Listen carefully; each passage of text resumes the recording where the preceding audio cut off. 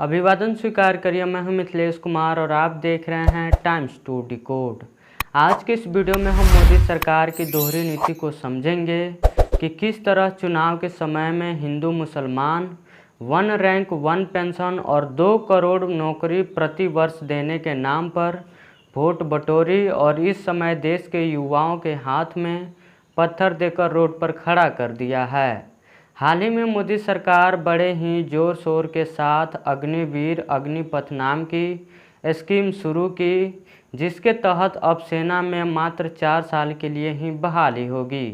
4 साल के बाद उन सभी सेनाओं को सेवा मुक्त कर दिया जाएगा जो इस स्कीम के तहत भर्ती हुए हैं। इस योजना के शुरू होते ही 48 घंटों के भीतर ही युवाओं ने कड़ा विरोध किया, जो अभी आप हमारे स्क्रीन पर देख रहे हैं। लेकिन एक सवाल भी है, इन युवाओं को बेरोजगारी में ढकेलने और रोड पर लाने की किसकी जिम्मेदारी है? दोस्तों, मोदी सरकार पर प्रश्न चिन्ह नीति और नीयत दोनों पर है। कृषि कानून के समय कहते थे एमएसपी थी और रहेगी, पर लिखित में देने को तैयार नहीं थे। और अभी अग्निवीर स्कीम पर कह रहे हैं कि अग्निवीरों को देश के फैक्ट्री व अन्य नौकरियों में प्राथमिकता मिलेगी, पर लिखित में कुछ देने को तैयार नहीं है।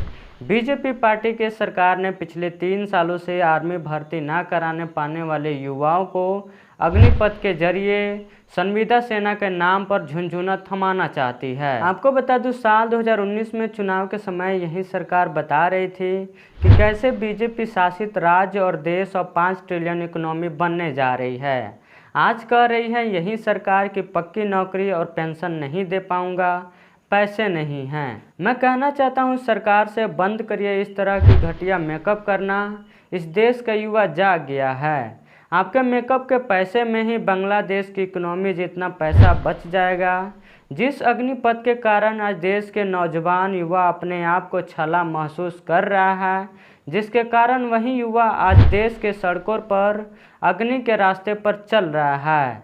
इस कड़ी में चैनल्स और गोदी मीडिया पत्रकार ये भी बताने में जुटे हैं कि अग्निपथ रिक्वायरमेंट स्कीम कैसे फ़ायदेमंद है। जो सेना में भर्ती 4 साल बाद बेरोजगार होकर वापस लौटेंगे, उन्हें केंद्र और राज्य सरकारें नौकरी में प्राथमिकता देगी।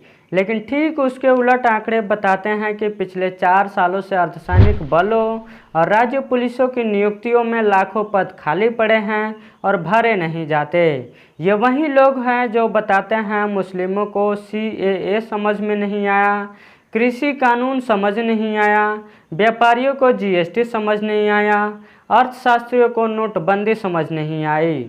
सिर्फ एक ही बुद्धिमान कौम भारत में रहती है, वो है गोदी मीडिया और अंधभक्त।